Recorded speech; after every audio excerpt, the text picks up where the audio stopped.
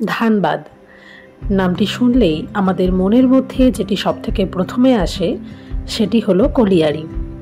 হ্যাঁ, ঝাড়খণ্ডের এই জায়গাটি দীর্ঘদিন থেকে কলিয়ারির জন্য বিখ্যাত। কিন্তু বাঙালিদের সাথে ধানবাদের সম্পর্ক কিন্তু নতুন নয়। আগেকার দিনে যারা পশ্চিমে হাওয়া বদল করতে যেতেন তাদের কাছে ধানবাদ গিরিডি অত্যন্ত প্রিয় একটি জায়গা। প্রফেসর শঙ্কুর গল্প থেকে উষ্ট্রী নদীর সাথে আমাদের সকলেরই পরিচয় আছে। এছাড়াও প্রাকৃতিক সৌন্দর্যে পরিপূর্ণ এই জায়গাটিকে ঘুরে দেখতে একদিনের ছুটিতে বেরিয়ে পড়েছিলাম ধানবাদের উদ্দেশ্যে। আজ বলবো তারই গল্প। তাহলে চলুন গল্প শুরু করা যাক।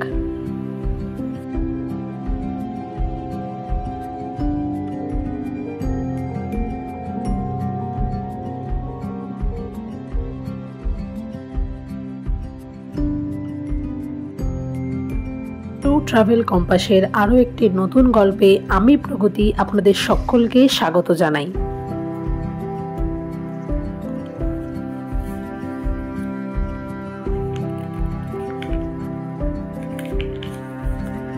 দিনটি ছিল 15ই আগস্ট। অফিস ছুটি, তাই একদিনের জন্য বেরিয়ে পড়া। ভোর 5টায় আন্দোল স্টেশন থেকে ট্রেন ধরে চললাম হাওড়া স্টেশনের উদ্দেশ্যে, কারণ এবার আমরা ধরব হাওড়া গয়া বন্দে ভারত।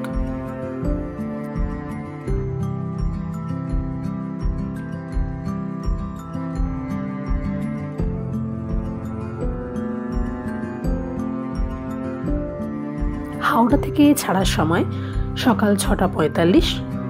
তখনও অন্য যাত্রীরা এসে পৌঁছাননি, তাই খুশিতে আমাদের সব থেকে ছোট সদস্য অর্থাৎ আমাদের ছোট্ট ছেলে ট্রেনেই চড়তে শুরু করে। ব্যাগ বাঙ্কারে তুলে নির্দিষ্ট সিট নাম্বার দেখে অপেক্ষা করতে থাকি 6:45 বাজার। এখানে একটা বিষয় ভালো লাগলো, এন্ট্রান্স থেকে সিট এমনকি টয়লেটে সব জায়গাতেই ব্রেইলের ব্যবহার করা হয়েছে দৃষ্টিহীনদের সুবিধার্থে। আমাদের কোচ নম্বর CC2। Food tray, bottle holder, foot rest, charging socket এই সকল সুবিধাই ছিল। নির্দিষ্ট সময়ে ট্রেন ছাড়ে হাওড়া থেকে।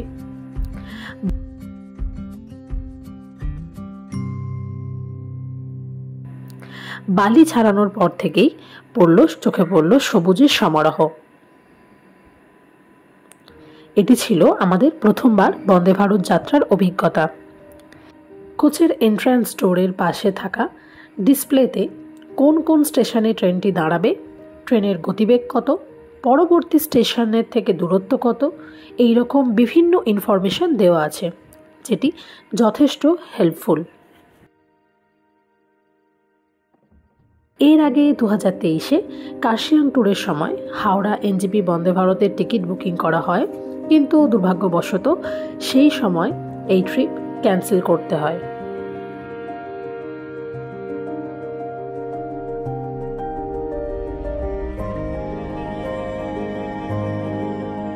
এরই মধ্যে ট্রেনের কিছু সহযাত্রী স্বাধীনতা দিবস উদযাপন করেন, যেটি ছিল যথেষ্ট আকর্ষণীয় ব্যাপার। আমাদের মতো সকল যাত্রী সেই ব্যাপারটিতে যোগদান করেন।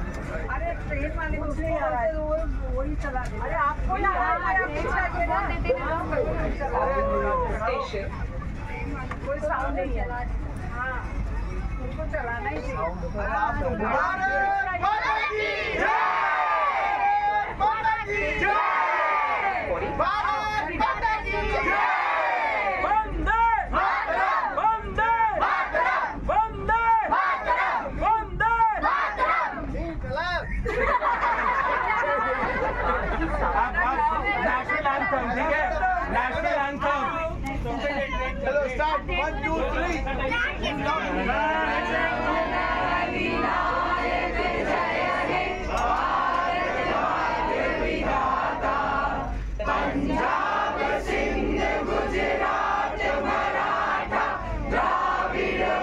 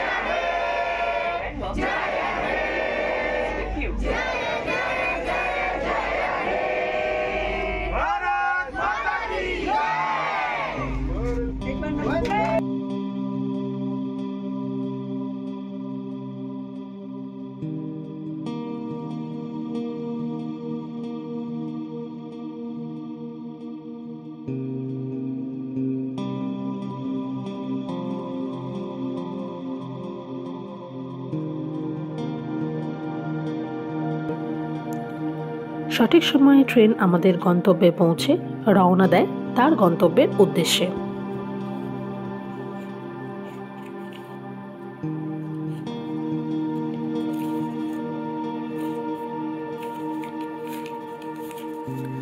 স্টেশন থেকে বেরিয়ে যথারীতি প্রচুর প্রাইভেট গাড়ি, অটোর ছড়াছড়ি।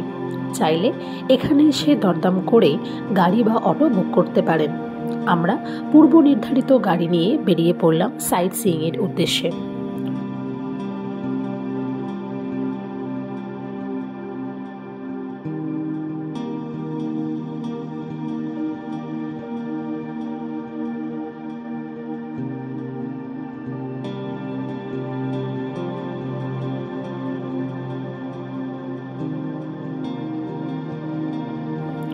শহর ছেড়ে বেরোতেই সবুজ শান্ত প্রকৃতির দেখা পেতেই মনটা আন্দোলিত হয়ে উঠল।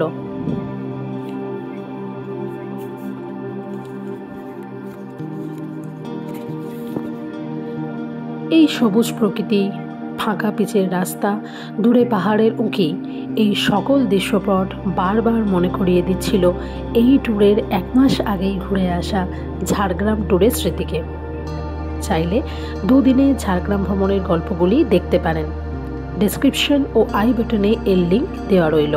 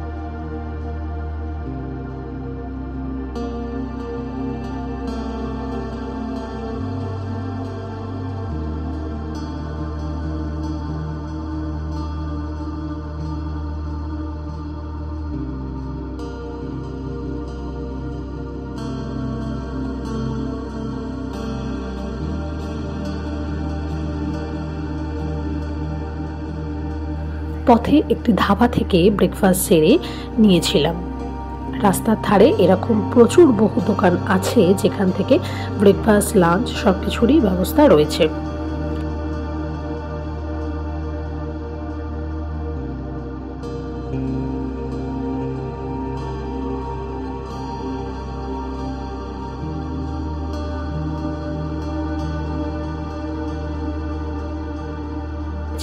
পুজো সেরে মন ভরে প্রকৃতিকে দেখতে দেখতে অবশেষে পৌঁছালাম আমাদের প্রথম স্পট উশ্রী জলপ্রপাতে।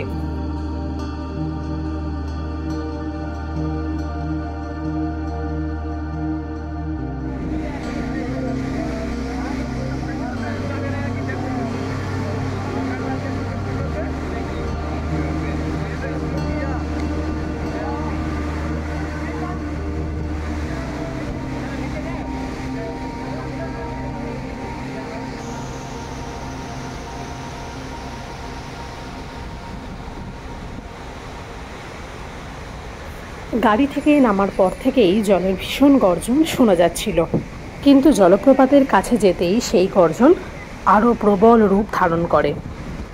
তার কিছুটা এখানে তুলে ধরলাম। যেহেতু ভরা বর্ষায় গিয়েছিলাম তাই জলের এই ভীষণ রূপ। জুলাই মাসে আমাদের ঝাড়গ্রাম সফরেও আমরা এই জলপ্রপাতের ভীষণ রূপের সাক্ষী ছিলাম। তাই সকলের কাছে এটাই সাজেশন, জলপ্রপাতের এরকম রূপ দেখতে চাইলে বর্ষাতেই বেরিয়ে পড়ুন। উড়িষ্যা, ঝাড়খণ্ড, ছত্তিশগড় এমনকি আমাদের নিজেদের রাজ্যেও এমন বহু জায়গা আছে যেখানে একদিনের মধ্যে ঘুরে আসাই যায়।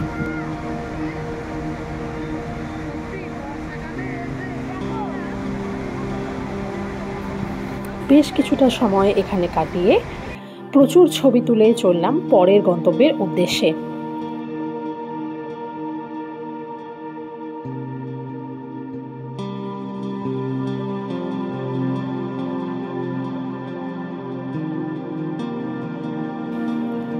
এটি হলো বাঙালির গর্ব মহান অভিনেতা উত্তম কুমারের বাড়ি। বলা বাহুল্য এখানে বর্তমানে কেউই বসবাস করেন না। তার নমুনা বাড়িটির বাহ্যিক রূপ দেখে যথেষ্ট বোঝা যায়। ভাঙা জানলা কাচের ভিতর দিয়ে বেশ কিছুটা ঘরের ভিতর দেখা যায়। ব্যবহৃত আসবাব এখনো আছে। ঘুরে দেখতে দেখতে মনের মধ্যে কত কিছুই না হচ্ছিল। একদা এই বাড়ি ছিল বাঙালির শ্রেষ্ঠ অভিনেতার বসবাসের ঠিকানা। বাড়ির পিছনে কিছুটা বাগানও আছে।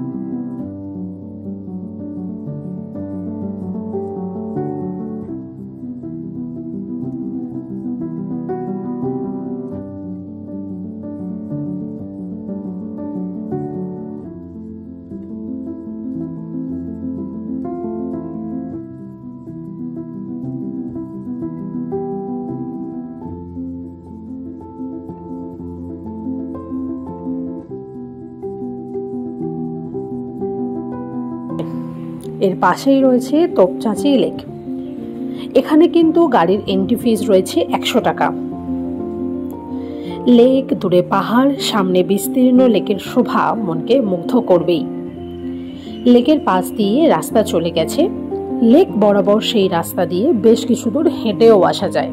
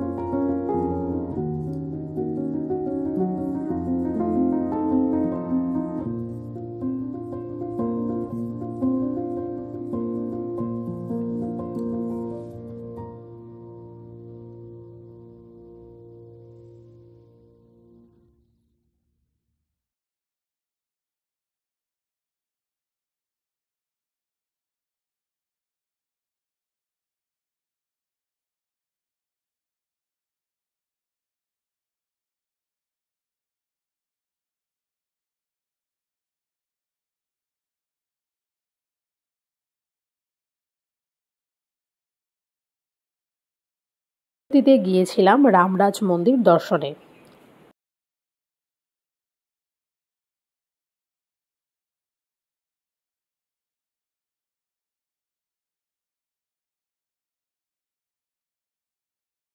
এখানে ভগবান রাম, সীতা, শিব, পার্বতী, হনুমানজি ও গণেশজির বিগ্রহ রয়েছে। অনেকটা জায়গা নিয়ে ছড়িয়ে রয়েছে মন্দিরগুলি। খুবই সুন্দর এই মন্দির প্রাঙ্গণটি। ধানবাদ এলে এখানে কিন্তু অবশ্যই আসবেন।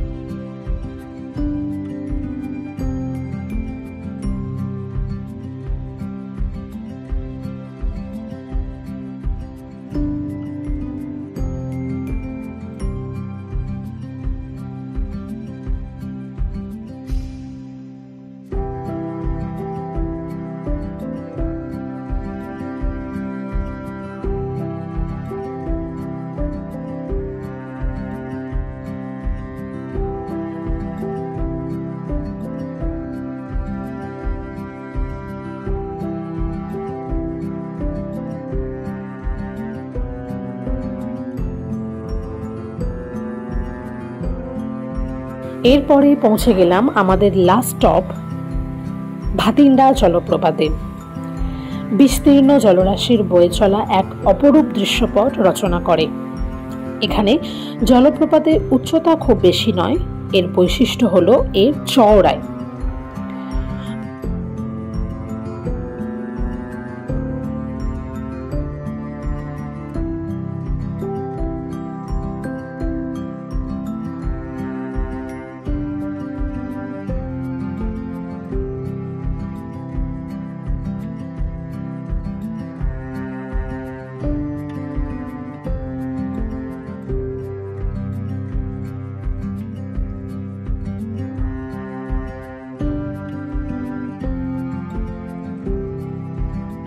বর্ষাকাল বলে জলরাশিতে পরিপূর্ণ এই জলপ্রপাতের পাড়ে বেশ কিছু সময় কাটিয়ে চলে আসি স্টেশনে।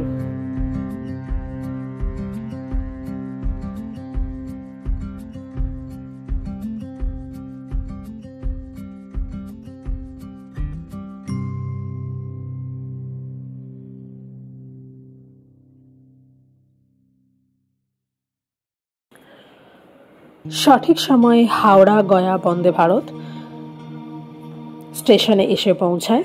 আমরাও রওনা দিলাম বাড়ির উদ্দেশ্যে।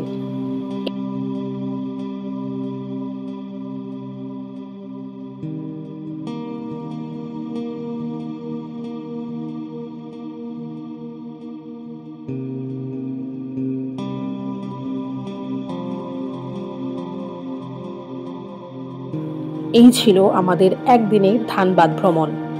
কেমন লাগলো এই শর্ট ট্যুরটি কমেন্টে জানাবেন। সকলে ভালো থাকবেন। খুব তাড়াতাড়ি ফিরে আসবো আবার কোনো নতুন গল্প নিয়ে। আজ এই পর্যন্তই, টাটা।